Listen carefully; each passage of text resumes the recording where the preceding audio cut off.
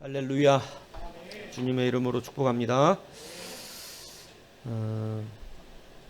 한번 따라 하시겠습니다. 다시 일어서는 힘, 회개와 겸손. 신앙이 자랄수록 사실은 더 회개하는 자가 되고 더 겸손해집니다. 이게 참 아이러니한 역설인데, 교회 오래 다니고 신앙생활 잘하면 회개할 게 없을 것 같잖아요. 그런데 참 희한합니다. 신앙이 자랄수록 사실은 더 많은 것을 회개하게 됩니다. 참 놀라운 신비입니다. 신앙이 성장해질수록 더 깨끗하게 살을수록 여러분, 우리는 정말 예수님이 아니고 살아갈 수 없다는 것을 깨닫게 됩니다. 그래서 겸손해집니다. 그래서 신앙이 자라면 그는 늘 빚진 자의 심령을 가지게 되고 늘 겸손한 자가 되어져서 하나님만 의지하는 그러한 사람이 되는 것입니다. 여러분, 그런데 여러분, 이것이 깨지면, 회개와 겸손이 깨지면 여러분, 그 사람은 힘을 잃습니다. 일어서질 못합니다. 늘 영적인 고통 가운데 있게 되고 늘 불안하고 또 만족이 없고 세상 살아가면서 기쁨이 없어요. 교회를 다니지만 참된 은혜가 무엇인지를 알 수가 없습니다. 오늘 여러분, 이 다시 일어설 수 있는 힘을 누리는 여러분 되기를 축복합니다. 그래서 첫 번째가 뭐냐? 회개라는 것입니다. 회개. 여러분, 사사기에는 참 사사기 읽으면 참 우리도 짜증나잖아요. 그렇지 않습니까? 범죄했다.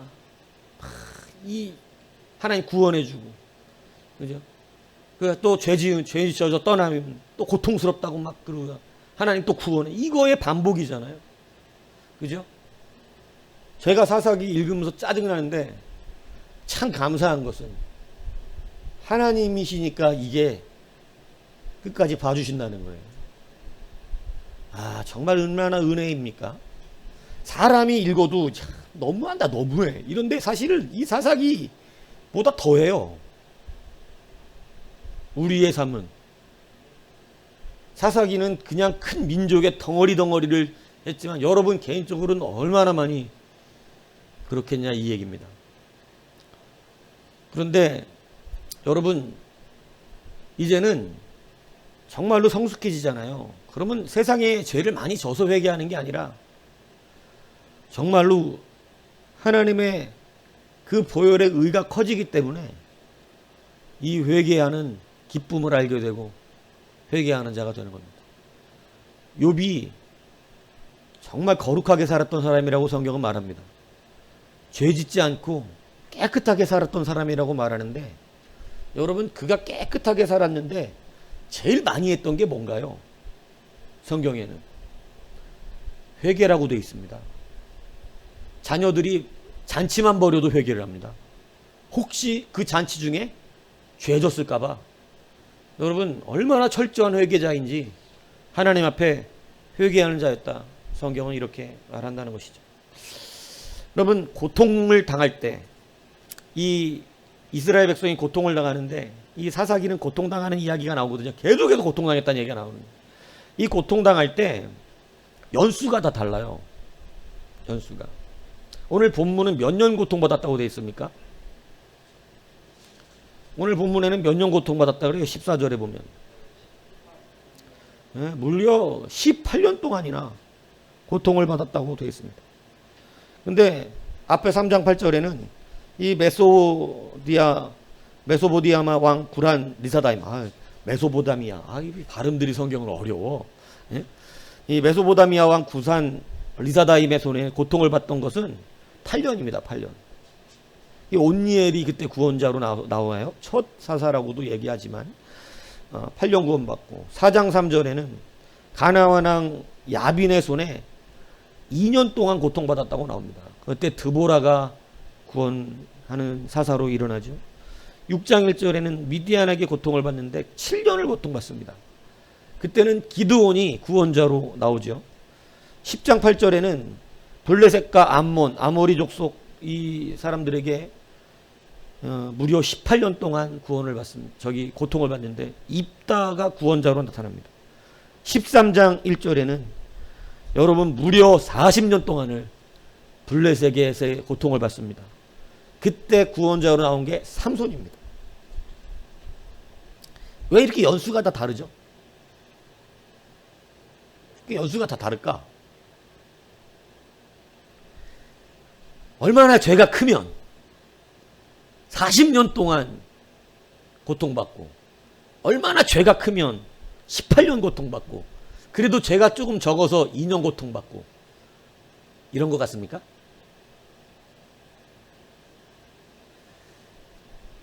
죄는 다 커요.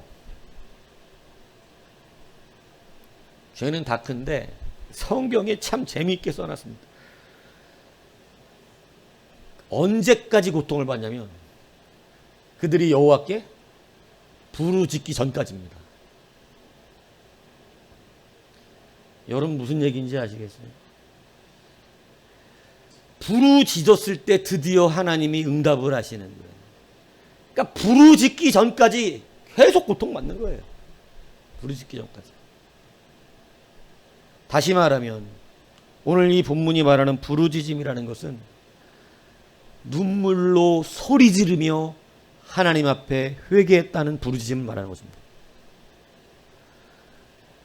그러니까 여러분 뭐 할 때까지 고통받아요? 회개할 때까지 고통받아요. 회개할 때까지. 여러분 죄의 크기의 문제보다 더 큰 문제는 하나님이 정말 크게 여기시는 죄가 뭔지 아세요? 회개할 줄 모르는 죄예요. 회개하지 않는 죄는 하나님께서 너무너무 싫어하세요. 여러분 죄 중에 그래서 지옥 가는 죄가 있어요. 회개하지 않는 죄. 회개하지 않으면 지옥에 갈 수밖에 없겠죠. 여러분 그래서 신앙이 성장하면 여러분 세상이 짓는 사람들의 죄를 지어서가 아니라 너무 그리스도의 의가 크다는 걸 깨달을수록 회개에 철저한 사람이 된다는 사실을 잊지 않으셔야 합니다. 회개할 줄 아는 자가 교만하겠습니까? 회개할 줄 아는 자는 교만하지 않아요. 그래서 여러분 고통이 멈추는 것은 언제까지냐? 회개할 때까지입니다. 아이들이 빨리 안 혼나는 것이 혼나다가 빨리 안 혼나는 때가 뭔지 아시잖아요. 어떻게 해야 빨리 끝나요? 빨리 인정하는 거예요. 빨리 자기가 잘못했다고. 내가 정말 잘못했. 지금 생각해보니까 내가 못된 짓을 했노라고. 이렇게 인정하면 부모는 그걸 빨리 오래 혼내고 싶은 부모는 없거든요. 여러분도 아시잖아요. 애들 호되게 혼내고 나면 마음 아픈 건 부모거든. 애들이야 그냥 한 대 얻어 터졌다 그러고 자지만 부모는 밤새 운다는 말이에요. 근데 여러분 그래서 빨리 자기를 인정하는 것인데 오늘 여러분 우리가 하나님 앞에 다시 일어설 수 있는 힘이 어디 있느냐? 그래서 회개에 있다는 것입니다. 하나님 앞에 회개하면 주님은 반드시 구원자를 보내시는 거예요. 반드시 구원의 그 은혜를 허락하여 주시는 거예요. 여러분 우리가 다시 일어날 수 있는 힘은요 회개에 있어요.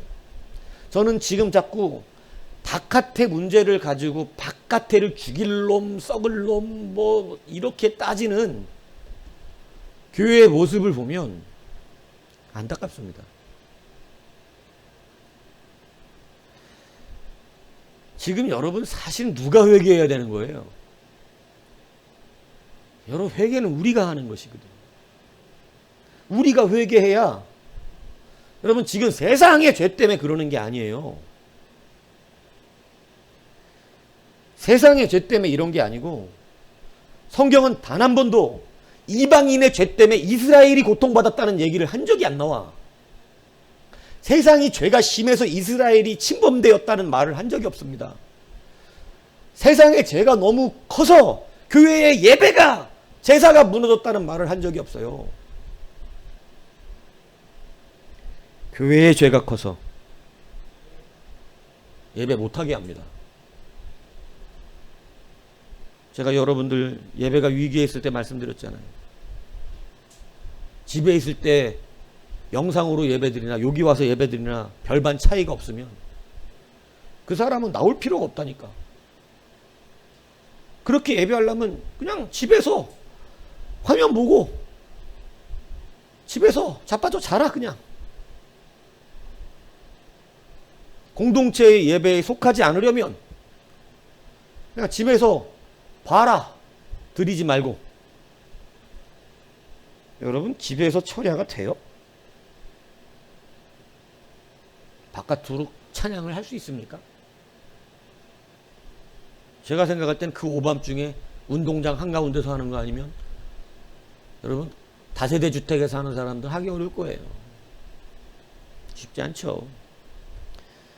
여러분 그렇게 보는 수준을 가지고 하려면 이제 이렇게 예배 나올 필요 없는 것이죠. 여러분 그래서 우리가 지금 예배가 타격을 받는다는 것은 우리들이 드리는 예배의 모습을 먼저 정직하게 돌아봐야 하는 거예요. 정말 혹시 세상 사람들의 말처럼 돈 때문에 그런가? 예배 안 나오면 헌금 안 할까 봐 정말 교회가 혹시 돈 때문에 예배를 드려야 된다고 빡빡 우기고 있는 건가? 그런 교회는 없겠죠. 저는 그렇게 믿고 싶습니다. 정말 예배를 드리고 싶어서 그렇겠죠. 여러분 우리가 주께로 돌아오면 주님은 모든 걸 다시 회복시켜 주신다 그랬어요. 고통이 끝나는 것은 회개해야 하는 것입니다. 오늘 하나님 아버지 앞에 다시 회개할 수 있는 우리가 되기를 바랍니다. 여호와께 부르짖기까지 하나님은 내비두세요.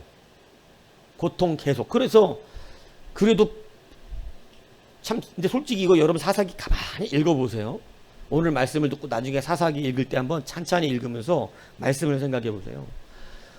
참 아이러니한데 빨리 그냥 곧바로 회개하는 때가 있어요. 이스라엘 백성이 곧바로. 근데 곧바로 회개하는 때의 고통이 장난 아니에요. 근데 고통을 짧게 약하게 주잖아요. 회개를 안 합니다. 고통이 길어지는 이유가 있어. 하나님이 확 그냥 철병거와 막 이런 걸로 밀어버리고 진짜 아주 그냥 아야소리 못 낼 정도로 확 그냥 밀어버려. 회개가 바로 나와. 사사기가 그래요. 가만히 이제 나중에 읽을 때 그렇게 보시라고. 정말 그 핍박이 장난 아니게 오면 회개를 바로 해버려. 그런데 그냥 미미한 고통, 막 별로 그렇게 그냥 회개를 안 해요. 고통이 점점 길어지고 심해져. 여러분 즉각 회개하셔야 돼요. 바로 회개하는 게 얼마나 기쁘겠어요. 근데 여러분 왜 고통의 기간을 늘려가느냐 이거예요.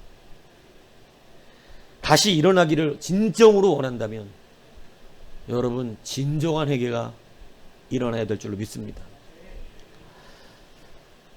여러분 이 되게 재밌는 사건들이 일어나는데 여러분 이스라엘이 회개하니까 하나님이 이렇게 하는데 이게 계속 반복되잖아요. 죄짓고 고통받고 회개하고 구원받고 죄짓고 고통받고 회개하고 구원받고 이게 계속 반복이 되는 하나님도 이게 짜증이 좀 나시는 거예요. 짜증이.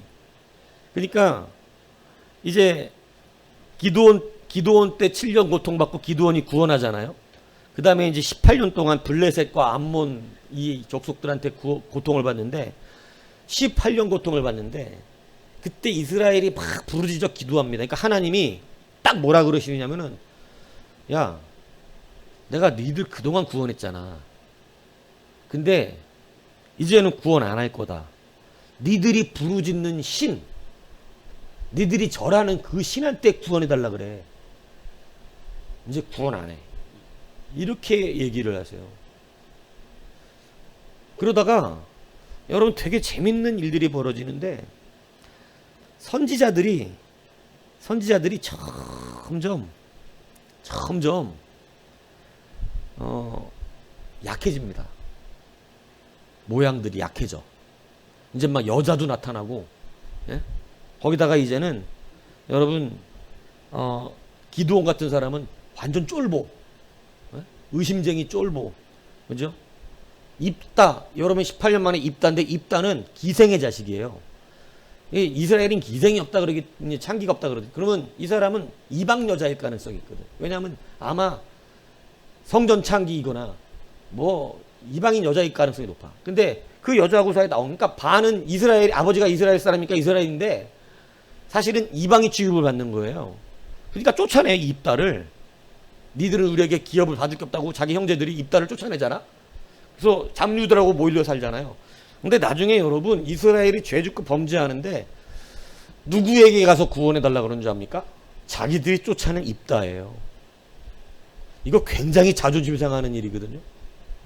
하나님이 계속 이런 식으로 깨닫게 하시는 게 뭔 줄 아십니까?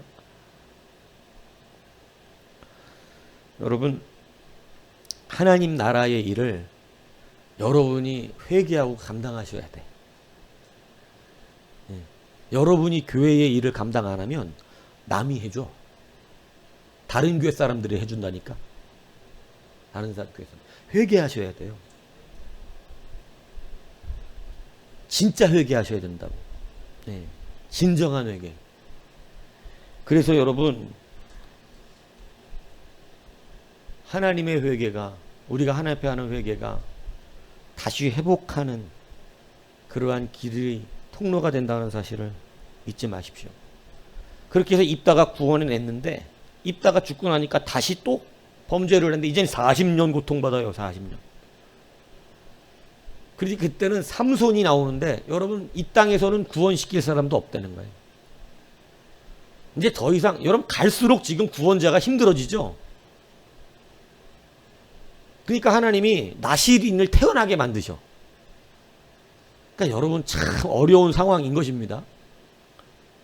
이 땅에서 여러분 하나님이 사람을 삼손을 태어나게 안 하면 누구를 시켜서 구원시킬 만한 사람도 없을 정도야 이제는. 이게 뭔 얘기인지 이해가시죠? 여러분 이제는 예배를 받을 만한 사람도 없을 상태가 되는 거예요. 이제는 예배도 할 사람을 태어나게 만들어야 되나요?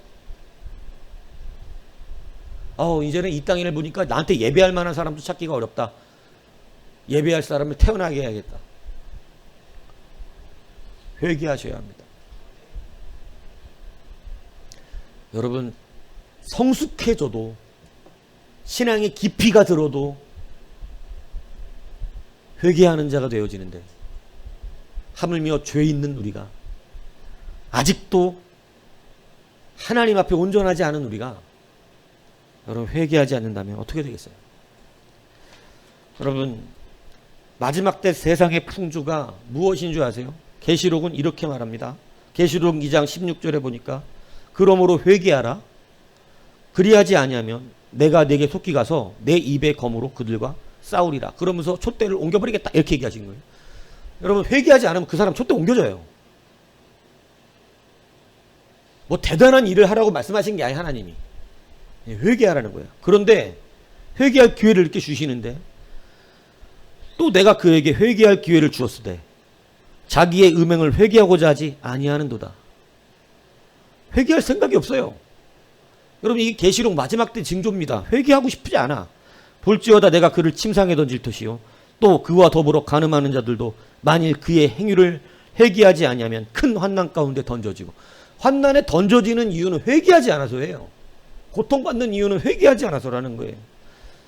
이 재앙에 죽지 않고 남은 사람들은 손으로 행한 일을 회개하지 아니하고 오히려 여러 귀신과 또는 보거나 듣거나 다니거나 하지 못하는 금은동과 목석의 우상에게 절하고 또 그 살인과 복술과 음행과 도둑질을 회개하지 아니하니라. 마지막 때가 되면 고통을 받으면서도 뭐 하지 않는다? 회개하는 게 자존심 상하거든. 여러분, 자기가 행한 일이 지금 세상 풍조를 뼈기 쪄저리게 들이세요. 지금 이 시대 풍조를 보세요. 자기의 잘못을 인정하기를 싫어합니다. 왜요? 잘못했어요 라고 말하는 게 얼마나 자존심 상하는 일인 줄 아세요? 내가 잘못한 겁니다. 내가 실수했습니다. 제가 틀렸습니다. 이 말하기가 이제 이 시대는요, 너무너무 힘들어요. 지금 세상을 보시라고요. 잘못한 거 얘기해줬다가 사람 죽이는 거예요. 자기 잘못 지적했다고. 시대의 풍조가 흘러가고 여러분에게 영향력이 없는 게 아니라니까요. 이 세상 풍조가 여러분에게 영향력 없으면 여러분 정말 성령이 충만하게 들으셔야 됩니다. 이 세상 풍조는요, 자기 잘못을 인정하기 싫어하는 풍조예요. 회개하기 싫어해요. 고통을 받으면서도 하나님께 오는 고통인 줄 알아요. 그러면 회개해야 되잖아요. 근데 열받는 거예요. 오기 부리는 거예요. 고통 죽여라 차라리 막 이런 식이 돼버리는 거예요. 그래서 하나님 죽여요. 그럼 하나님, 그리고 그 죽인 뒤에가 끝이 나야지 이게 괜찮은데 죽은 뒤에 끝이 아니거든요. 근데 여러분, 사람들이 자기들의 한 일을 하나님이 회개하라고 하는데도 자기들의 행위가 틀렸다는 걸 인정하기가 싫어서 회개하지 않습니다. 여러분, 마귀에게는 회개하라는 기회가 없어. 회개도 안 하고 마귀는 회개를 안 해. 여러분, 기도할 때 반드시 회개를 빼지 마세요. 여러분, 개인 기도할 때 자꾸 이것저것 구하는 기도를 많이 하시는데 지금은 구할 때가 아니야. 회개할 때지. 지금 회개하기도 바쁠걸요. 회개할 게 지금 한두 가지 일이 아닙니다. 여러분, 넷째 천사가 그 대접을 해에 쏟음에 해가 권세를 받아 불로 사람들을 태우니, 해가 어떻게 사람을 태우니, 해가 뜨거워지면 사람들을 태우는 거거든요. 여러분, 지금 이래 없는 뜨거움이 오고 있습니다. 여러분, 제가 10년 전, 15년 전도 그 얘기 했었는데 태양의 온도가 올라가고 있다. 여러분, 이거 천문학자들이 태양의 온도가 매해 올라가고 있다는 거예요. 이렇게 가다 보면 온 세상이 모래화된다는 거죠. 사람들이 도저히 이제는 막 살 수 없는 시대. 이거 발표 과학 사이언스지에 산 거예요. 태양이 계속해서 뜨거워지고 있다. 사람들이 이제는 태양에 데워 죽는 시대가 오는 거예요. 실제로 일어나고 있잖아요. 아닙니까? 그런데 이 재앙들을 행하는 권세를 가지신 하나님의 이름을 오히려 비방하고 또 회개하지 아니하고 주께 영광을 돌리지 아니하더라. 여러분, 마지막 때 자기가 남아있으면 안 돼요. 우리는 철저히 예수의 의로 살아야 하는 것이에요. 회개만 하면, 이게 이런데 회개가 하나님의 백성과 아닌 사람들의 구분점입니다. 하나님이 고통 주고 잘못한 거 지적하여 회개하라 하면, 부르짖고 회개하면 하나님 즉각적으로 응답하시고 구원자를 보내시며 그들을 살려주시는데, 여러분, 이걸 안 하는 거예요. 아픈 것과 종기로 말미암아 하늘의 하나님을 비방하고 그들의 행위를 회개하지 아니하더라. 마지막 때 계시록의 풍조는 자기의 죄를 회개하지 않는 것이다, 이렇게 말씀하고 있어요. 마지막 때는 하나님께서 우리를 침범하지 못하게 했던 자연들의 경계가 무너진다 그랬습니다. 그래서 원래는 자연은 우리를 넘을 수 없었거든요. 그런데 이제는 여러분 원래 바다를 묶어 놓으셨거든요. 그런데 이제 바다가 자주 육지를 넘어올 거예요. 경계선을. 이러한 때 여러분 하나님의 백성은 보호하심을 받는다고 말씀하신 줄로 믿습니다.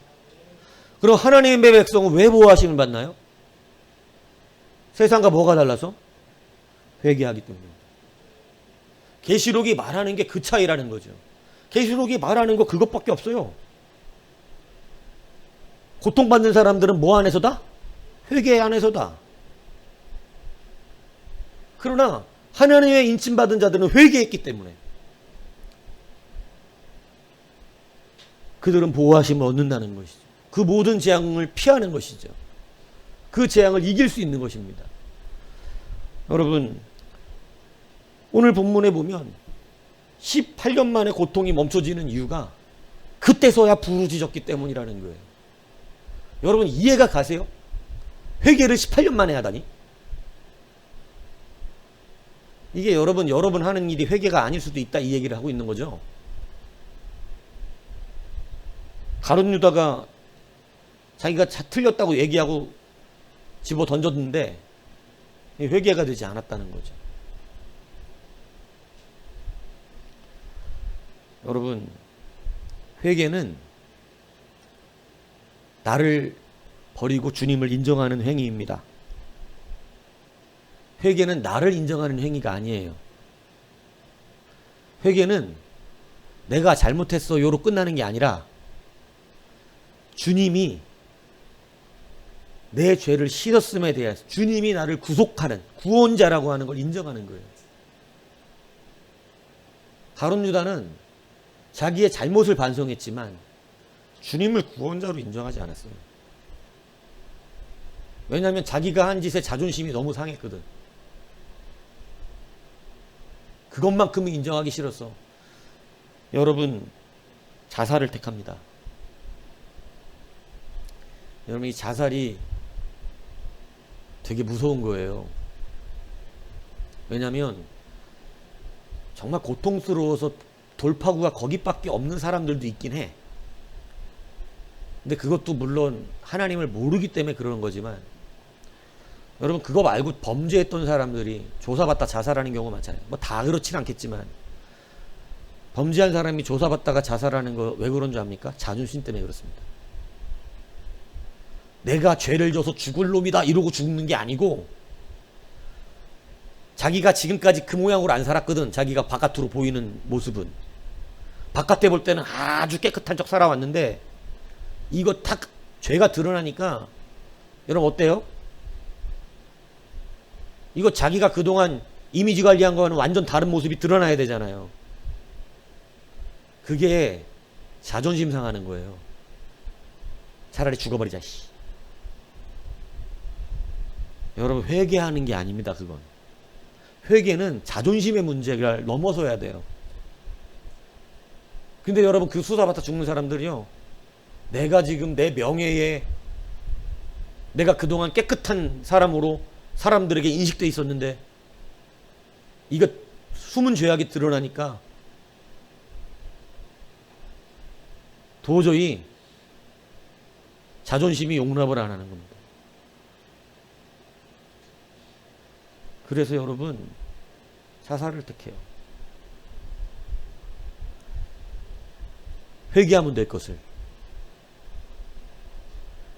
오늘 여러분 회개할 수 있는 여러분이 되십시오. 회개는 우리의 모든 것을 기억지 아니하시겠다고 하신 하나님의 은혜입니다. 회개는 성도에게만 주신 특권입니다.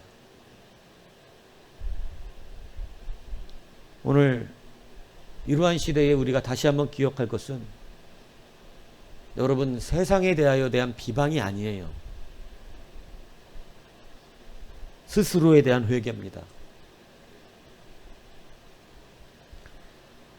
성도 한 사람 한 사람이 진실로 자기를 회개하고 이제 주님 앞에 진실로 눈물을 쏟으면 여러분 다시 하나님 우리에게 구원의 은혜를 내리시고 회복시키시는 은혜를 베풀어 주실 것입니다. 여러분의 삶의 곤고하고 고통은 여러분 회개하면 됩니다. 진실로 회개하십시오. 하나님 앞에 울부짖어 죄를 토설하면 오늘 주님은 우리를 회복시켜 주실 것입니다. 여러분 두 번째는 겸손해야 한다는 것입니다. 오늘 본문에 보면 이 에훗이 왼손잡이라고 되어 있는데 이게 이제 좀 우리나라 성경은 조금 약간 잘못 표현되어 있는 건데 이 히브리 본문 원어를 보면 이쉬라고 하는 것은 사람, 남자 사람을 말하는 뜻이고 이탈이라고 하는 것은 제한을 받는 이란 뜻이에요. 그리고 야드라고 하는 건 손인데 이걸 얘기하면 쉽게 얘기하면 그리고 예미노라는 것은 오른손을 쪽을 말하는 겁니다. 그러니까 오른쪽 손이 제한이 있는 남자라는 뜻이에요. 원어를 그대로 해석하면 오른손에 장애가 있는 사람이라는 뜻이에요. 그러니까 왼손잡이라는 얘기가 아니라 오른손을 쓸 수 없어서 왼손밖에 쓸 수 없는 사람이라는 뜻입니다. 이 뭔 얘기인지 아시죠? 근데 그걸 그냥 우리나라 성경은 왼손잡이로 표현을 해버렸는데 아니 원어는 오른손에 제한이 있는 사람이란 뜻이에요. 그러면 오른손이 다친 사람이라 그러든가 오른손을 못 써서 왼손밖에 쓸 수 없다 이렇게 되는데 그냥 우리 성경은 왼손잡이라고 이렇게 표현했는데 이거는 전형적인 왼손이 더 발달된 사람을 말하는 게 아닙니다. 그러니까 쉽게 얘기하면 이제 에훗 시대까지 왔을 때 여러분 오른손을 못 쓴다는 것은 고대에 하나님의 심을 그냥 예시적인 거지만 오른손으로 표현하거든요. 주의 여호와의 오른손이라는. 근데 이 오른손을 못 쓴다는 것은 이 사람은 남을 구원할 수 있는 그러할 만한 사람이 아니라는 뜻이에요. 남을 구원만하지 못한 그 사람을 통해서 하나님은 이스라엘을 구원하신다. 이게 뭔 얘기하는 거고 싶으신 걸까요? 하나님이 하시면 성경에 여러분 이거를 얼마나 계속해서 하나님 강조하시는지 몰라. 하나님이 하시면 오늘 오른손을 쓰지 못하는 사람도 왼손을 써야 되는 사람도 이스라엘 구원한다. 여러분 이 오른손 못 쓰면 되게 불편해요. 무슨 얘기인지 아세요? 오른손으로 힘을 써야 되는데 이거 못 쓰는 사람도 하나님이 하시면 구원한다. 하나님 계속 이 메시지를 던지세요. 야 여자도 구원한다. 이때는 여자가 어떻게 취급받는지 아시잖아. 야 여자도 구원하고 왼손잡이도 구원하고 야 소모는 사람 막대기 갖고도 구원할 수 있고 하나님이 계속해서 이 사사기를 통해서 말씀해 주시는 것이 뭐냐. 우리 가운데 누구든지 아무나 뭐든지 내가 함께하면 다 된다. 여러분 이스라엘이 이 겸손을 몰라요. 겸손이라는 게 뭡니까? 겸손을 우리 신앙 안에서 겸손이라는 것은 나를 부인하고 하나님 인정하는 거 말하는 거예요.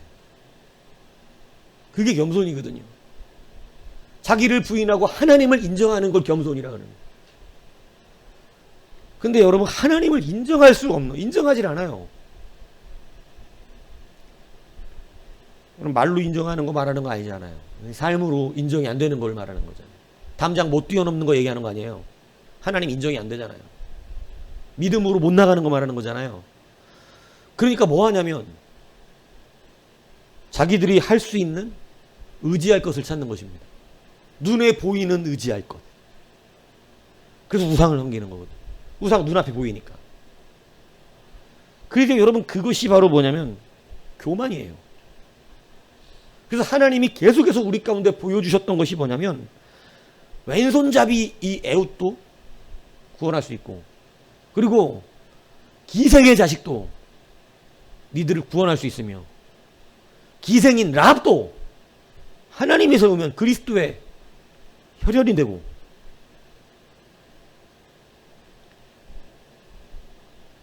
저는 할 줄 아는 게 없어서 못합니다. 교만한 사람입니다. 안 써요 하나님이. 되게 교만하네 이거. 저는 할 줄 아는 게 없어서 못합니다. 성경은 그런 사람을 겸손하다고 말하지 않아요. 저는 못해요. 이걸 말하는 게 아니에요 겸손이. 겸손은 하나님만 하십니다예요. 하나님이 하시니 저 같은 사람도 합니다. 겸손하다. 그 사람이 쓰임받는 거예요. 이 겸손을 잃어버렸어요. 자기들이 잘 먹고 잘 살기를 원해요. 자기들이 해냈다고 생각해요. 그러니까 자기가 부인이 안 돼요. 자기가 부인이 안 되니까 우상 앞에 절하는 거예요. 제가 이 말씀을 준비해서 그런지 모르지만 안타깝게 여러분 우상 앞에 절하는 자들의 모습들이 있더라고요. 우상 앞에 절하는. 분명히 교회를 나오고 있는데. 여러분 하나님을 인정하시고 하나님이 하심을 믿는 것. 여러분 이 사람은 진실로 하나님을 의지하는 그러한 믿음이 생기는 줄 믿습니다. 오른손이 다쳐서 왼손밖에 쓸 수 없는 자가 이스라엘을 구원해낸 놀라운 역사가 일어났어요. 하나님이 에웃이 위대하다를 말하는 건가요? 아니잖아요. 하나님을 의지하면 언제든 니들에게 사람이 있든 없든 얼마나 인물이 없으면 왼손잡이 에웃이 나왔냐 지금 이거 말하는 거거든요. 너희들의 스스로에게 구원할 자가 없는데 오른손을 못 쓰는 이 사람이 니들을 구원했다. 봐라 내가 함께 하니까. 하나님 이거 말씀하시는 거잖아요. 봐라 이 남자 놈의 새끼들아. 니들 중에 용기 있는 놈이 한 놈도 없어가지고 여자 들었었다 내가. 근데 봐라 구원하지 않냐? 야 쫄보여갖고 타작마당에서 타작도 못하고 포도주 뜰에다가 털리지도 않는 공식적인 나락을 포도 털라고 하는 이런 포도 알갱이하고 여러분 벼 알갱이하고 크기 차이가 비슷합니까? 이런 포도를 따내는 게 어떻게 벼를 따낼 수 있겠어요? 다 그냥 통과되지. 근데 그런 틀에다가 벼를 털고 있는, 쉽게 얘기하면 밀을 털고 있는 쫄보, 의심 많은 사람, 다 기도원이 쫄보 의심 많은 사람이라는 걸 안단 말이에요. 무시당하고 사는 사람, 그런 사람을 통하여 구원하지 않냐? 그러니까 나를 의지하라는 것이에요. 나를 의지하라. 여러분 하나님은 그래서 그토록 이것을 우리 가운데 가르쳐주고 있다는 사실을 여러분 기억하십시오. 우리가 회개하고 여러분 회개한다는 것 자체가 무엇을 의미하냐면 하나님 의지한다는 거거든요. 내가 할 수 없다는 걸 말하는 거거든요. 그래서 이 회개하는 자는 당연히 겸손해요. 겸손과 회개는 떨어지질 않아요. 회개하지 않는 자가 어떻게 겸손하고 겸손한 자가 어떻게 회개를 하지 않겠어요? 교만하기 때문에 회개하지 않는 것이고 회개하지 않는 자는 교만한 자인 것입니다. 여러분 그럼 뭐 하나님이 하시는 것을 믿는 자가 겸손한 자예요. 회복하기를 원한다면 오늘 여러분 나를 부인하고 하나님을 인정하고 겸손해지십시오. 그래서 겸손도 믿음을 뗄 수가 없어요. 풍년도 흉년도 하나님이 하십니다. 여러분 이삭이 100배나 부자가 되었다고 할 때 우리는 소망을 가지지만 이거 참 좋은 말이죠. 흉년 가운데 100배의 결실을 얻었다는 거 소망이잖아요. 아멘 해야 되는 거지 이거는 사실은. 왜냐하면 이러한 때도 그런 100배가 있을 테니까. 그런데 여러분 이삭이 그냥 뭐 100배가 됐다니까 그거에만 아멘을 하는데 여러분 진짜 아멘이 어디에 돼야 되는 거냐면 여러분 흉년에 누가 땅에다가 씨를 뿌리죠? 지금 갖다 뿌리면 먹을 것도 없는 때에 여러분 갖다 뿌리면 나지도 않아. 지금 흉년의 땅에 다 지금 망한다고요. 먹을 것도 없어서 아까운 때라고요. 그러면 여러분 이 농사를 지었다고 일부러 써놨는데 농사는 자기의 주특기도 아닐 뿐더러 농사를 하려면 뭐를 뿌려야 되죠? 씨 뿌려야 되잖아. 지금 먹기도 흉년 곡식이 없는 때예요. 지금 뿌리면 흉년이라고 지금 안 자라. 근데 여러분 이삭 뿌렸다는 얘기예요. 흉년의 땅에다 뿌렸다는 거예요. 먹기도 아까운 씨앗을 흉년의 땅에다가. 이게 나을지를 어떻게 믿어야 돼? 지금 다 다른 사람들 뿌린 거 다 안 나가지고 썩어버리고 말라 죽어버리고 씨앗이 먹지도 못해. 차라리 먹었으면 아깝진 않다 이럴 상황인데, 예? 비도 안 내려 이른 비 늦은 비가 없으니까 곡식들이 여러분 다 말라 죽어버리거든요. 그런 흉년에 누가 땅에다 씨를 뿌리죠? 기도 여러분 이삭은 뿌렸다. 가능성 없는 것 같은 땅에 겸손하다. 아 겸손하다. 너는 너를 부인하고 하나님을 인정하는구나. 100배 이렇게 된다 이 얘기지. 이게 뭔 얘기인지 아셔요? 겸손이 그거요. 신앙의 겸손은.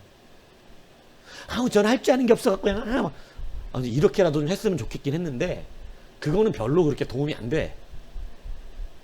근데 진짜 신앙이 말하는 겸손. 원래 우린 다 못해요. 사람으로서는 할 수 없어.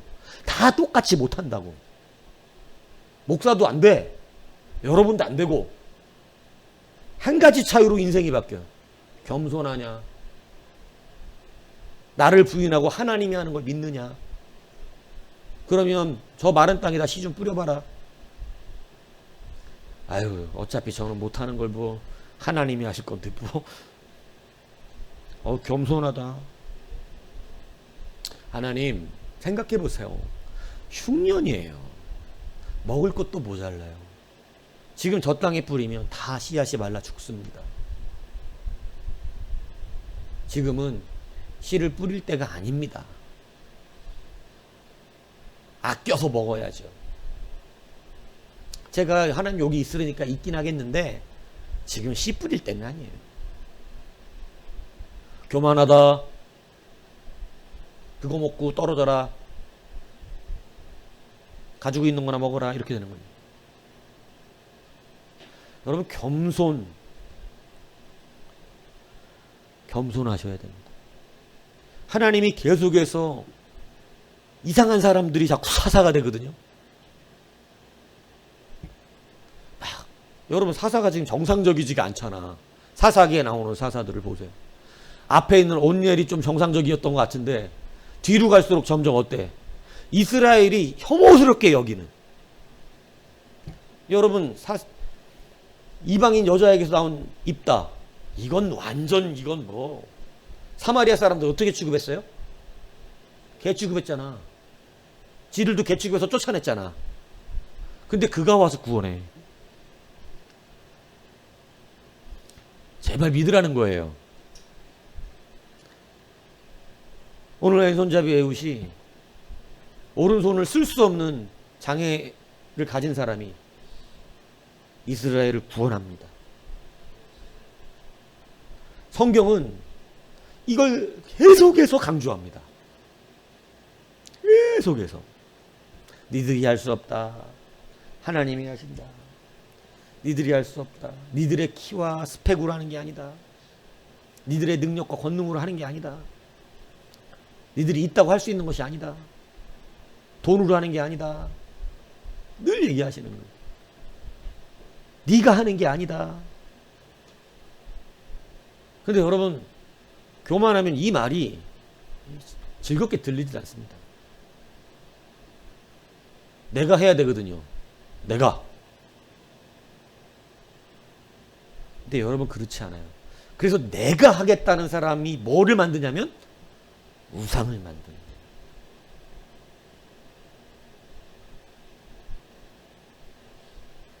교회 앞에, 교회 안에 들어와서 교회를 섬기는데 우상하게 절을 하고 있는 이런 참 처참한 모습들이 있단 말입니다. 다시 말씀드립니다. 겸손하다는 의미를 다시 한번 기억하셔야 돼요. 겸손한 자가 회복하는 것입니다. 흉년의 때에 그가 은혜를 누리는 것입니다. 안 될 것 같은 그 일에 순종할 때 하나님의 능력이 일어나는 거죠. 여러분, 이삭이 아브라함에게 배웠던 것은 그가 소년 시절에 아버지를 따라서 모리아산을 쫓아갔던 때입니다. 그때 나왔던 유명한 말이 뭐예요? 여호와 뭐예요? 이래. 여호와의 산에서 준비되리라. 우리식으로 말하면 하나님이 준비하신다는 거죠. 하나님이 하신다는 거예요. 하나님이 하신다. 이삭이 어릴 때 깨달았어. 누가 하신다? 하나님이 하신다. 겸손한 거예요. 어릴 때 이걸 깨달으니까 이삭의 삶에는 풍파가 없어. 별로. 여러분, 우물 뺏길 때 여러분 그거 쉽게 그렇게 안 뺏깁니다. 사람들 전쟁하지. 근데 여러분 이삭의 인생을 보세요. 그냥 뺏기면 뺏기는 거예요. 가져가래요. 누가 하시니까? 하나님이 하신다. 여러분 보세요. 우리가 볼 때는 완전 루저 아니에요? 와서 뺏으면 어떻게 해? 그럴 사람이 뺏으면 뺏기고, 또 뺏으면 또 뺏기고, 또 뺏으면 또 뺏기고. 답답하죠? 목사님, 그렇게 해갖고 참도 잘 되겠습니다. 답답합니다. 근데 여러분, 이삭은 되게 무서운 사람이에요. 뺏길 때마다 하나님이 하시겠지. 하나님이 하실 거야. 하나님이 가만히 안 계실 거다. 하나님이 나의 억울함을 아시지. 아, 이러면서 물러났는데, 여러분 보시라고. 바락바락거리고 덤볐던 사람들은 그 사람들에게서 하나님을 못 봐요. 그런데 여러분, 아무 말 없이 물러나는 이삭에게서 이삭이 언제 하나님 얘기는 했습니까? 그런데 여러분 와가지고 너에게 누가 함께 하심을 본다 그래요? 하나님이 함께 하심을 본대요. 겸손한 것입니다. 겸손한 사람에게서 누가 보이죠? 하나님이 보여요. 자기가 하나님하고 친하다고 말하지 않아도 돼. 그냥 그 사람이 하나님하고 친한 거 알겠어. 근데 아무리 자기 스스로 하나님하고 친하다고 말해도 아무리 봐도 하나님하고 친한 구석이 안 보이면 문제잖아요. 하나님하고 친한데 그렇게 예배하겠어요? 그럴 리가 없습니다. 하나님하고 친한 사람은 예배의 영감부터 달라져요. 그러므로 겸손하십시오. 내가 하는 게 아니라 누가 하나요? 하나님이 하시는 거예요. 하나님이 하시는 거예요. 그러니까 여러분, 이제 겸손하게 나를 감추고 주가 드러나시길 축복합니다. 여러분, 에훗은 왼손만 쓸 줄 압니다. 근데 에훗이 이제 이 모압 왕 에글론에게 공물을 바치는 사람이었는데 이 공물을 바치는 거 아무나 안 시킵니다. 어떤 사람 시킬까요? 네? 아니 뭐 모른다 그러세요. 괜히 이렇게 하면 시간 오래 가니까. 네? 공물 바치는 거 누구 시켜요? 네? 왕 앞에 가야 돼. 적군의 왕 앞에. 누구 시켜? 왕 앞에 위협이 안 되는 사람. 뭔 얘기인지 아시겠어요? 왜 애웃을 곡물 바치는 사람으로 시켰느냐? 이거 뭐, 아유, 진짜 요즘 함부로 말하면 안 되는 거지. 세상 옛날 말로, 인신이, 뭐 하겠어? 뭔 얘기인지 아세요? 인신 뭐 하겠냐고, 지가. 이러고 올 텐데, 뭐 하겠냐고. 네가 곡물 바쳐라. 왕 앞에서도 위협되지가 않아. 여러분, 근데 그러니까 쓰임 받았어요. 그가 오른쪽 허벅지에다 칼을 집어넣었대. 뭐를 못 쓰는데? 오른손을 못 쓰니까. 그러니까 오른쪽 허벅지에다 칼을 넣으라고 아무도 생각을 안 하지. 여러분 막 대통령 만나러 갈 때 모든 거 다 수색하잖아. 무기 들었나 혹시. 그러니까 이 사람은 오른손을 못 쓰니까 뭐 무기를 지가 갖고 와보이 무기 그런 생각도 못 할 것이다 생각한 거예요. 근데 오른쪽 허벅지에 칼을 넣고 왼손으로 빼서 찔러 죽입니다. 에글론을. 여러분, 하나님 앞에 회복되기를 원합니까? 그러면 약점으로 살지 마십시오. 굉장히 중요한 얘기하는 거예요. 자기가 하나님 앞에 쓰임 받으려고 강해지려고 하지 마십시오. 하나님은 강한 자를 쓰시는 게 아니에요. 여러분 이제 이 신앙이 명확해져야 돼요. 하나님 앞에 하나님이 우리를 높이시고 하나님이 우리를 강하게 하시는 것은 내가 강하고 내가 높아지는 것의 문제가 아니에요. 하나님이 강하고 하나님이 높으신 분이라는 거죠. 우리가 회복하기를 원한다면 여러분 스스로가 높아지려고 하고 스스로가 강해지려고 하고 스스로가 부해지려고 하지 마십시오. 오늘 여러분이 높아지고 강해지는 것은 하나님이 함께 하시면 그거가 되는 거고 여러분 세상에서 권력도 누리게 되고 명예도 누리게 되고 힘도 있고 기업도 하게 될 줄로 믿습니다. 그런데 중요한 것은 뭐냐면 스스로 강해지려고 하는 자가 아니라는 거예요. 중요한 것은 나의 약점도 자랑할 수 있는 자가 되어야 한다는 것이. 하나님이 누구를 강하게 하시느냐? 하나님이 누구를 높여주시느냐? 자기가 낮은 걸 아는 사람, 자기가 약한 걸 아는 사람. 그래서 내 이 약함이 하나님이 쓰면 이 약함도 강함이 된다는 것을 아는 사람. 그래서 여러분 스스로 강해지려고 그러면 스스로 강해지려서 강해지면 그 사람은 자기가 어떤 줄 알아요? 강한 줄 알아요. 자기가 잘난 줄 알아요. 자기가 힘 있는 줄 알아요.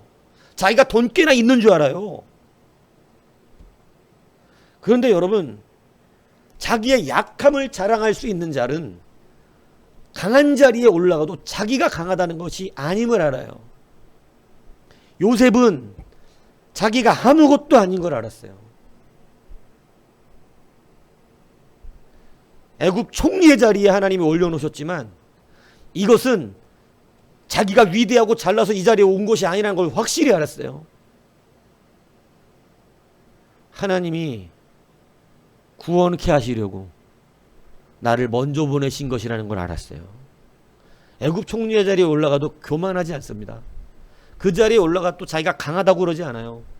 그 자리에 올라가도 여기에 눌러 살겠다는 생각 안 합니다. 자기의 뼈를 고국으로 갖고 가지고 하라 그럽니다. 여러분 우리가 하나님 앞에 약점이라고 하는 것이 따로 있는 것이 사실은 아니라는 사실을 알아야 합니다. 제가 오늘 주보에도 써놨지만 거북이 얘기 써놨잖아요. 거북이 얘기가 어떤 분이 그런 각색을 했는데 어디서 봤는지 기억은 안 나는데 문득 그 생각이 났어. 언젠가 어디서 한번 읽었는데 거북이가 토끼하고 경주하잖아요. 열심히 달립니다. 근데 여러분 차이가 엄청나게 나잖아요. 토끼는 벌써 산 꼭대기 다 와 있잖아요. 그니 보니까 아직도 산 문턱도 못 들어와서 뭐가? 거북이. 그래서 뭐해? 낮잠 자잖아요. 그 거북이가 막 낮잠 자는데 막 밤새 잔 거지만 거북이가 결국은 앞서서 이겼다. 이래갖고 우리나라 전래동화에 나오잖아. 그죠? 네, 주는 의미가 있죠. 근데 여러분, 그분은 그렇게 썼더라고. 하나님이 거북이를 책망하셨대. 그래서 거북아! 부르시더래. 그래서 거북이가 왜 부르냐고 그랬더니 너는 왜 토끼하고 경주를 했느냐? 왜 그런 경주를 했느냐? 그러니까 거북이가 막 토끼 이놈의 새끼가 얼마나 잘난 체를 하는지, 어? 이놈의 새끼가 자기가 달리기 빠르다고 맨날 자랑하고 그래서 나는 니까지 건 상대도 안 된다고 그러고 맨날 무시해서 그러면 경주하자고 그래서 경주했다는 거예요. 근데 이놈의 새끼가 하도 교만해갖고 자빠져 자갖고 내가 끝까지 달려서 이겼습니다. 할렐루야! 이러면서 하나님 앞에 팍 그렇게 얘기하면 하나님이 훌륭하다, 참 겸손하다 이럴 줄 알았는데 이 쌍놈의 새끼야, 이 거북이 새끼야 이러면서 뭐라 그러는 거예요? 야, 놈 새끼야, 내가 너한테 언제 달리기 잘하라 그랬냐? 내가 너한테 준 발은 달리기 잘하라고 준 발이 아니다. 네 발은 수영을 잘하라고 준 발이다. 너는 바다에서 멋지게 수영하라고 준 발을 가지고 왜 쓸데없는 달리기를 하냐? 여러분 그렇게 써놨더라고요. 생각해 보니까 보세요. 그 다음번에 토끼하고 거북이가 100번 경주를 하면 누가 이길까요 이제? 토끼가 100번 이깁니다. 여러분, 거북이의 발이 육지에서는 약점이겠지. 그러나 바다에선 강점이에요. 여러분, 하나님이 우리에게 주시는 것은, 여러분 자꾸 우리는 자기의 약점 때문에 하나님 앞에 쓰임받을 수 없다고 생각하는 교만한 생각이 하나님의 일을 하지 못하게 하고 회복하지 못하게 합니다. 오늘 왼손잡이 에훗, 오른손을 쓸 수 없어서 왼손밖에 쓸 수 없는 그 사람이 이스라엘을 구원해내는데 쓰임받았다. 하나님이 말씀하시는 것이 뭐예요? 약하다고 못하는 것이 아닙니다. 오늘 우리의 인생 가운데 이제 이런 의식 버려야 돼요. 나는 이러니까 못해요. 나는 이래서 안 돼요. 나는 저래서 못합니다. 여러분, 이런 인생 살면 안 된다는 거예요. 그건 교만한 생각이에요. 하나님을 믿는 사람은 오히려 약함을 자랑할 줄 아는 자가 됩니다. 사도 바울도 몸이 아픈 사람이었습니다. 치명적인 약점을 갖고 있었어요. 그런 몸의 가시 때문에, 죄의 가시였기 때문에 사단의 가시라고, 자기의 죄 때문에 얻어진 가시라고 생각을 했는데 사단의 가시라고까지 말하는 그 고통이, 그걸 하나님 앞에 기도했을 때 하나님께서 그것을 뭐라고 그러시냐면 네 약함이 내 능력의 온전함이라고 하십니다. 네가 그 약함 때문에 하나님의 능력이 나타나고 있다 그러는 거예요. 여러분, 이 말이 얼마나 맞는 말입니까? 내가 약한 것을, 하나님은 우리의 약함을 누구의 능력으로 바꾸라는 거예요? 하나님의 능력으로 바꾸라는 거예요. 하나님이 제일 약한 민족을 택하셨다고 그랬습니다. 이스라엘이 강한 민족이 아니에요. 제일 약한 민족을 하나님이 택하여 부르셨어요. 약하니까 뭐 할 줄 알죠? 하나님의, 자기의 약함을 하나님의 강점으로 바꿀 수 있기 때문에 그렇습니다. 그게 하나님의 원래 의도예요. 우리의 연약함을 자격지심 가지라고 주신 것이 아닙니다. 그 약점이 진짜 약점이라고 주신 약점이 아니에요. 우리에게 주신 연약함, 물질의 연약함, 육신의 연약함, 뭐 때로는 지식의 연약함, 때로는 외모의 연약함, 뭐 다 있겠죠. 뭐 주보에도 그 얘기 썼지만, 그죠? 톨스토이 얘기 내가 썼나요? 이 톨스토이가 못생겼대요. 내가 사진을 찾아봤거든. 그랬더니 못생겼어요. 이 못생긴 톨스토이가 얼굴에 대한 콤플렉스가 있었는데, 그래갖고 그 콤플렉스가 바깥으로 나와서 맨날 자기의 쓰는 글마다 잘난 사람을 다 비극을 만들어. 근데 여러분, 그게 알고 그러는 게 아니라는 거예요. 자기 마음속에 있는 콤플렉스가 자동적으로 바깥으로 어떻게 되는 거예요? 표출되고 있는 거예요. 여러분 콤플렉스가 바깥으로 나오고 있어요. 자기도 모르게. 그게 반영되고 있어서 그것을 자꾸 내놓는다고. 그걸로 희열을 느끼고 막 잘생긴 사람을 다 죽여버리면서 희열을 느꼈지, 톨스토이는. 그래서 그의 문학작품에는 잘난 사람, 이쁜 여자들은 다 이유 없이 열병 나서 죽던가 가서 사고가 나서 죽던가 다 이런 식으로 만들어버려. 그 열등감이 나오고 있는 거. 그렇게 대단하게 글 쓸 수 있는 실력을 가진 사람도. 여러분, 우리가 그리스도 안에서 약점을 가지고 무너지면 하나님이 쓰시기가 너무 어렵습니다. 그 콤플렉스가 바깥으로 흘러나와 버려요. 그래서 많은 사람들을 아프게 만듭니다. 자기도 모르게 나와요. 내면에서 계속해서 자기도 모르게 그것이 계속해서 일어나는 거예요. 잘생긴 사람만 보면 팍 외모 콤플렉스가 일어나서 팍 그 있더만 그런 사람들이. 가난하게 사는 것이 콤플렉스인 사람은 부자인 사람들 차만 보면 못으로 긁고 다니는 사람들 뉴스에 나왔잖아요. 길거리에 좋은 차를 보면 화가 나서 못 참는 거야. 저것들은 나랑 뭐가 달라서 이렇게 좋은 차 타고. 그래서 못으로 긁고 다니는. 왜 그래? 자기도 모르게 그게 된다는 거지. 화가 나고 부자들 얘기만 들으면 화가 나고. 그리고 그냥 막 나쁜 사람으로 몰아버리고 다 도둑놈들이라고. 이게 다 콤플렉스에서 나오는. 여러분, 이런 영적 콤플렉스가 있지 않으셔야 돼요. 자기의 약점이 바깥으로 콤플렉스로 드러나는, 우리 성경적 용어는 쓴뿌리인데 이게 드러나는 것이 아니라는 것이죠. 우리의 약점이 여러분 그런 콤플렉스로 드러나는 것이 아니라 오늘 에웃이 하나님 앞에 이렇게 그 약점 때문에 쓰임받을 수 있었던 것처럼 이 콤플렉스를 하나님의 강함이 작동되어지는 능력으로 바꿀 수 있어야 회복이 됩니다. 쓴뿌리 처리가 그냥 되는 게 아니에요. 쓴뿌리 처리는 여러분 금식 7일 해봐 없어지나. 그렇게 없어지는 게 아니라 겸손해져야 돼요. 누가 하신다? 나의 이 약함도 누가 쓰시면 하나님이 쓰시니 강함이 되는구나. 오히려 내가 내 약함을 자랑하리라. 누구의 말입니까? 사도 바울의 말이잖아요. 여러분의 약함을 하나님의 강점으로, 하나님이 그러려고 주신 양점이잖아요. 하나님의 강함을 드러내기 위해서 주셨던 우리의 연약함이거든요.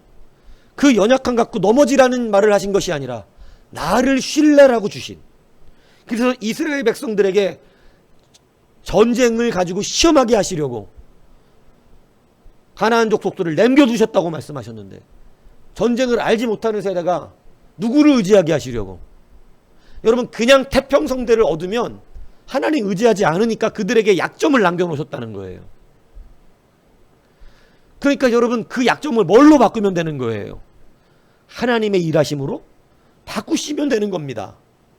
그러면 하나님이 내 약점을 강함으로 사용하시기 시작합니다. 여러분의 약점이 자랑이 될 것입니다. 그것이 부끄럽지 않을 것입니다. 그것이 더 이상 나의 자존심 상하는 일이 되지 않을 것입니다. 하나님이 이걸 쓰고 나의 강점으로 만들고 계시기 때문에 오히려 그것을 자랑하게 되고 감사하게 되고 그것으로 하나님 앞에 영광을 돌리게 될 것입니다. 오늘 손을 쓸지 못하는 에웃을 사용해서 아무도 에웃을 의심하지 않으니까, 에웃이 우리를 자기들의 왕을 감히 죽일 수 있는 그런 깜도 안 되는 사람이라고 생각했기 때문에 왕에게 들어가서 1대1로 있겠다고 해도 아무도 의심하지 아니하고 내보냈을 거예요. 만약에 건장하고 힘이 좋고 싸움을 잘하고 잘생기고 영향력 있는 사람이 내가 에글론 왕이라고 1대1로 있겠다고 말하면 절대 1대1로 있게 안 합니다. 그러나 여러분, 에웃이니까 가능했어요. 하나님이 그 약함을 들어 쓰셨어요. 그래서 왼손잡이 에웃, 사사 에웃이 이스라엘을 구원하였더라. 이렇게 멋지게 써져 있는 것입니다. 여러분, 오늘 세 가지를 이 아침 여러분들하고 나눴습니다. 다시 일어날 수 있는 힘은 회개에 있습니다. 부르짖는 것입니다. 부르짖을 때 다시 그때부터 회복의 기점이 일어나는 것이에요. 사사기에 계속해서 여러 가지 고통의 기간이 달랐던 이유는 항상 뒤에 똑같은 말이 써졌는데 그들이 부르짖었다 했을 때 끝나더라고. 회개하니까 끝나더라. 도대체 18년 동안 회개 안 하고 40년 동안 회개 안 하는 사람은 뭐 어떤 사람입니까? 그 고통을 받으면서도 마지막 시대 풍조는 회개하지 않는 것이에요. 끝까지 자기의 자격지심과 자존심 때문에 하나님이 내게 고통을 주시는 거 오히려 비방하고 억지 부리고. 왜 그러지? 못된 애들 그러잖아요. 못된 애들. 막 너 잘못했다 그러면 잘못했습니다 이러고 끝내야 되는데 끝까지 자기 막 애들 중에 그런 애들 있더라니까. 막 고집 부리고 막 승질 부리고 막 자기 잘못 안 했다는 식으로 막. 가끔씩 봤어요. 저도 옛날에. 여러분, 그게 아니에요. 그건 이 시대의 풍조고 마귀가 뿌려놓은 거짓말입니다. 회개하는 여러분이 되십시오. 이 회개가 환난 날에 우리를 건지는 보호의 도구입니다. 그래서 성숙할수록 여러분 욕과 같은 사람이 회개할 거 없을 것 같은데 의인이라고 말하는 사람인데 그는 가장 많이 하는 기도가 회개의 기도였다. 철저하게 하는 기도가 회개의 기도였다. 우리에게 시사하는 바가 있지 않습니까? 회개는 부끄러운 일이 아니라는 얘기입니다. 오히려 부끄러운 것은 자기의 죄를 인정하지 않고 회개하지 않으며 자존심 드러내는 그런 사람이 바로 너무나 지극히 작은 사람이 아니겠어요? 여러분, 두 번째, 겸손이에요. 하나님이 가르치는 겸손은 뭐라 그랬습니까? 자기를 부인하고 하나님이 하심을 믿는 것이에요. 그게 우리의 겸손입니다. 그래서 여러분, 오늘 하나님은 구원이 누구에게 있다는 거예요? 하나님께 있어요. 성경은 이거를 너무나 강조해서 작은 것들, 도저히 되지 않는 상황, 어려운 상황 속에서 여러분 그렇게 자기들이 우상숭배하고 섬겼던 민족들이 자기들 못 구원해. 결국은 누가 구원해 주세요? 하나님이 구원해 주세요. 그래서 지금까지 사사들을 계속해서 점점 별 보기에 우리가 볼 때 정상적이지 않은 것 같은 이러한 사람들을 사사로 세우면서까지 하나님이 말씀해 주셨던 것이죠.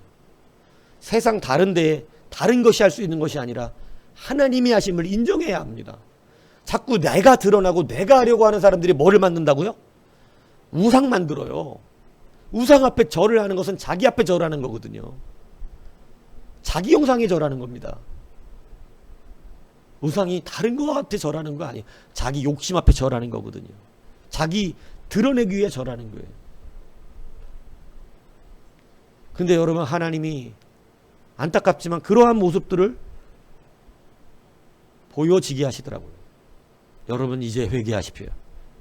겸손하셔야 됩니다. 내가 아니라 하나님의 이름이 드러나는 것입니다. 이건 머릿속에 있는 것이 아니라 여러분의 삶 속에서 실제로 여러분의 마음의 작동을 보면 알게 되어지는 것입니다. 여러분, 마지막 뭐라 그랬습니까? 약함을 자랑하십시오. 약함 때문에 나는 약해서 못해요. 이건 제가 겸손한 게 아니라 오히려 뭐라 그랬어요? 교만하다 그랬어요. 그건 하나님 믿는 사람이 할 수 있는 얘기가 아니에요. 여러분, 겸손이라는 건 성경이 그렇게 말하는 게 아니거든요. 전 못합니다. 이걸 말하는 게 아닙니다. 겸손은 내 약함도 하나님이 쓰시는, 나 같은 죄인도 하나님이 용서하시고 사용하신다는 것을 확신하는 거예요. 죄로 인해서 못 견뎌갖고 자살하는 사람을 하나님 기뻐하시는 게 아니라 자기 자존심 때문에 베드로처럼 좀 뻔뻔한데, 좀 뻔뻔하잖아요. 우리가 보면 가룟 유다가 좀 더 자기 막 양심을 못 이겨서 막, 이게 우리가 베드로 가룟 유다를 성경으로 배워서 그렇지 세상적으로 보면 베드로가 뻔뻔하고 가룟 유다가 뭔가 그래도 그 사람 자기 뭐가 있네 이렇게 보일 건다니까요. 이 아닌가요? 베드로는 그런 짓을 해놓고 뻔뻔하게 살아가지고 낯짝도 두껍다 저 새끼 저거 이런다니까 세상에선. 근데 막 자기 명예의 훼손이 오니까 자살해버려 그냥.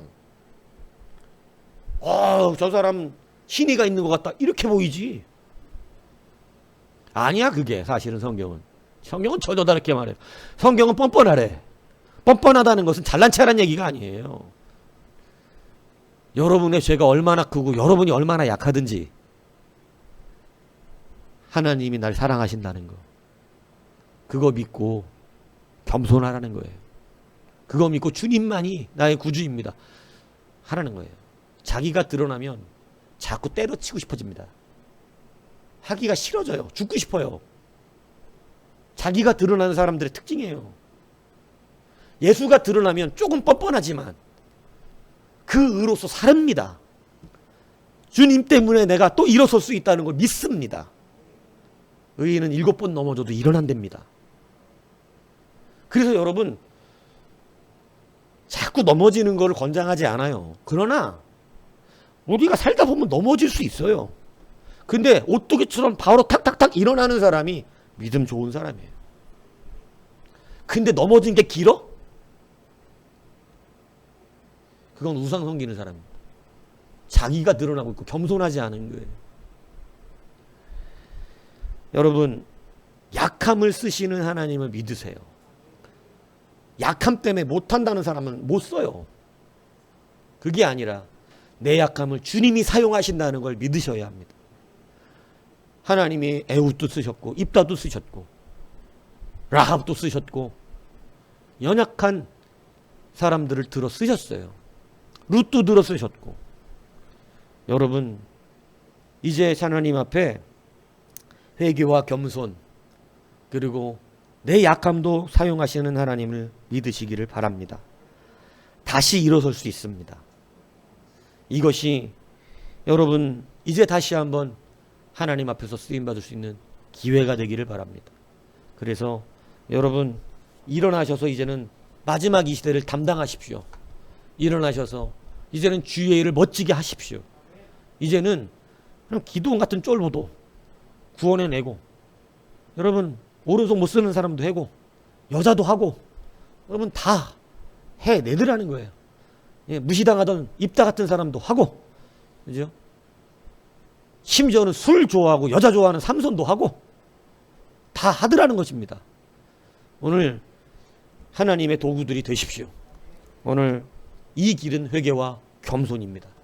다시 이러시는 이 쉼을 누리는 광야소리교회가 되고 성도가 되어져서 이 시대를 승리로 이끄는 우리 모두가 되기를 주님의 이름으로 축복합니다.